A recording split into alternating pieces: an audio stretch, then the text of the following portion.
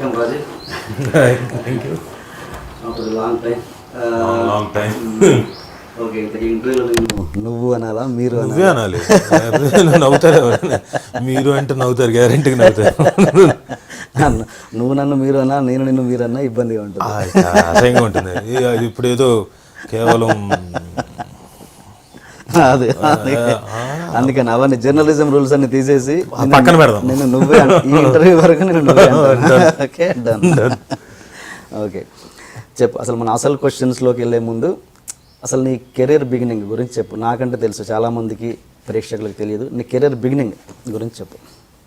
నీ career beginning అంటే బేసిక్గా చిన్నప్పటి నుంచి వాతావరణం, ఇప్పుడు ఎలాగైతే నువ్వు నాతో కలిసి యాక్ట్ చేసి క్లాసులో అయితే ఎలా పాల్గొన్నా, అలా చిన్నప్పటి నుంచి స్కూల్ అయిపోయిన తర్వాత రావడం ఇన్స్టిట్యూట్లో. సో ప్రాబబ్లీ 85, 86 టెలివిజన్ డైలీ అంటే సీరియల్స్ ధారావాహికం అనేది మొదలెట్టినప్పుడు అనగనగా ఒక శోభ అనేది అప్పుడు స్టార్ట్ అయినప్పుడు అందరూ కుర్రాండి. బిఫోర్ యాక్టింగ్, బిఫోర్ దానికంటే బిఫోర్ అంటే ఇన్స్టిట్యూట్ నుంచి, అంటే నాకు బాగా గుర్తు, నువ్వు ఏంది ఇన్స్టిట్యూట్ నుంచి జూబ్లీ హిల్స్ నుంచి నడుచుకుంటూ బ్యాగ్ వేసుకొని పంజాగుట్టకి వెళ్ళేవాడివి, అక్కడ బస్సు ఎక్కి నాంపల్లిలో దిగి తెలుగు యూనివర్సిటీకి వెళ్ళి, ఇవన్నీ గుర్తుకొస్తే ఎలా ఉంటుంది అసలు? అని హ్యాపీ డేస్ అవన్నీ. అంటే లెర్నింగ్ ప్రాసెస్ అంటాం కదా, ఇట్స్ కంటిన్యూస్ ప్రాసెస్. అంటే పైగా ఆ టైంలో ట్రాన్స్పోర్టేషన్ లేకుండా ఇక్కడి నుంచి బస్ ఎప్పుడు వస్తుందో తెలియదు, దానికోసం పైగా అప్పుడు అంత గమ్మత్తైన ఏజ్. ఏంటి అక్కడ తెలుగు యూనివర్సిటీలో నువ్వు చేసింది? నేను బిఏ థియేటర్ ఆర్ట్స్. అంటే థియేటర్కి సంబంధించింది. దాంట్లో యాక్టింగ్ ఒక subject, theatre stage, lighting, sets erection, ఇంకా నాట్యశాస్త్రం, ఇంకా western drama, eastern drama, Sanskrit drama, ఇంకా అన్ని రకాల ఫార్మాట్స్ గురించి మాట్లాడుకో. బిఏ థియేటర్ ఆర్ట్స్ అంటే ఎనీ అదర్ డిగ్రీ. ఇప్పుడు 3 ఏళ్ళు నువ్వు ఎలాగైతే డిగ్రీ ఏం చేసావు కాదు, డిగ్రీ బీకామ్లో అంటే కామర్స్ సంబంధించిన సబ్జెక్ట్, అలా యాక్టింగ్కి సంబంధించింది డిగ్రీ 3 ఏళ్ళు. బిఏ అయిపోయిన తర్వాత ఎంఏ చేశాను. ఓకే, అంతే. అది నీ కెరీర్ పరంగా హెల్ప్ అయిందా నిజంగా? 100%. అంటే యాక్టింగ్ వైజ్గా, ఎందుకంటే ఆల్రెడీ చేసేస్తున్నా, అప్పటికి చాలా ఏళ్ళ నుంచి చేస్తున్నా.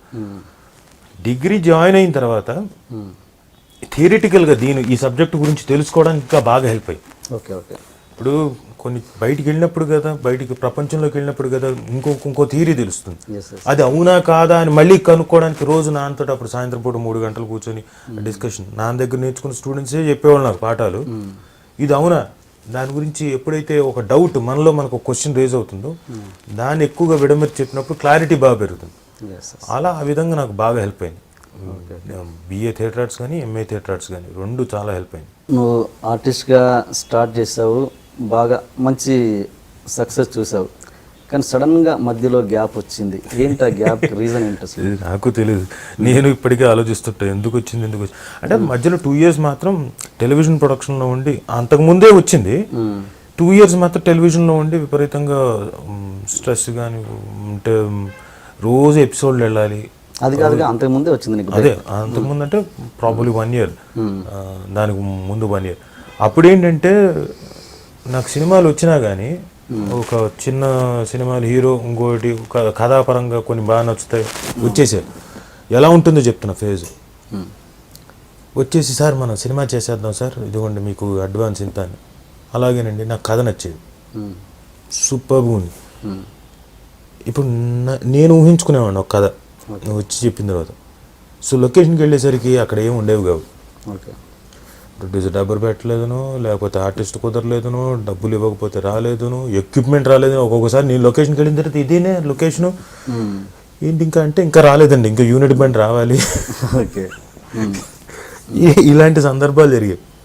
ఎందుకు వచ్చిన వాళ్ళు నాకు వాళ్ళు ఏంటంటే ప్రొడక్షన్ చేస్తారు, సగం దాకా వెళ్ళిన తర్వాత ఆగిపోతుంది.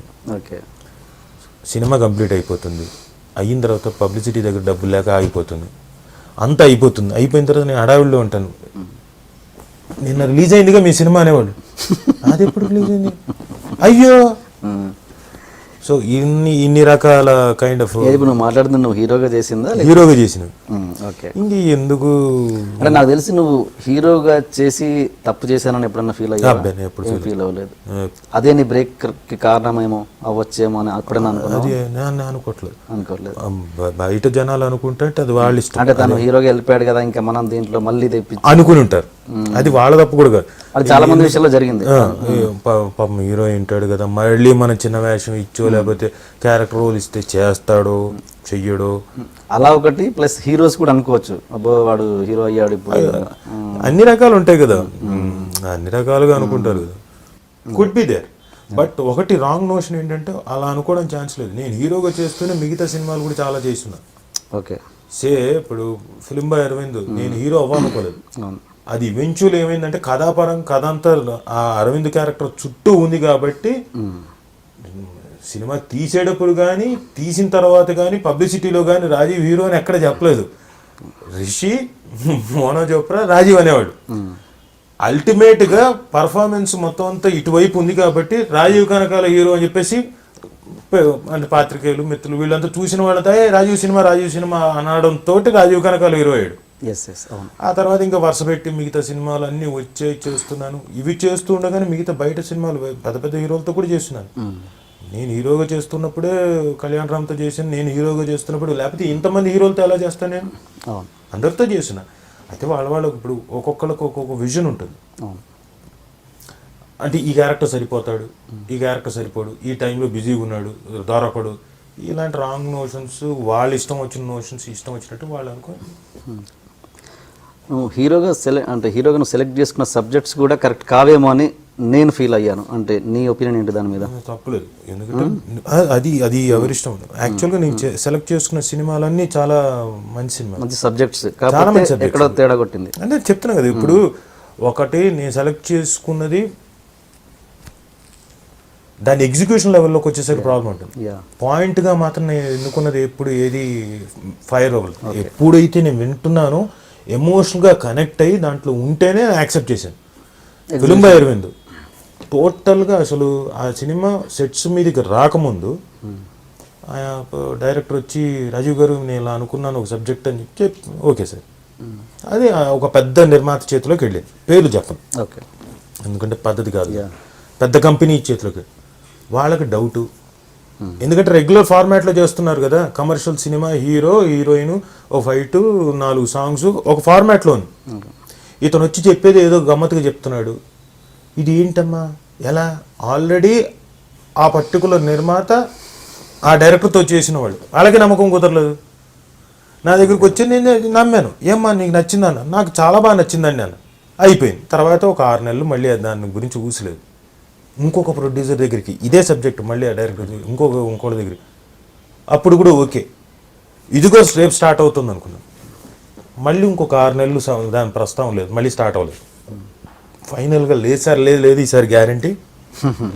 ఒక గట్టి వ్యక్తి దొరికాడు, ఫైనల్గా స్టార్ట్ అయింది. It paid of. 100 days ఆడింది దానికి. దాంట్లో ఎవరు లేరు. మహా అంటే 3 క్యారెక్టర్లు, రిషి, రాజీవ్, మోనా చోప్రా. మిగతా అన్ని ఒక సీన్ ఇలా వచ్చిపోయే క్యారెక్టర్లు. స్టార్ కాస్ట్ లేదు. 100 days ఆడింది. ఆ తర్వాత బ్లాక్ అండ్ వైట్ అనే సినిమా చేశాను. బ్లాక్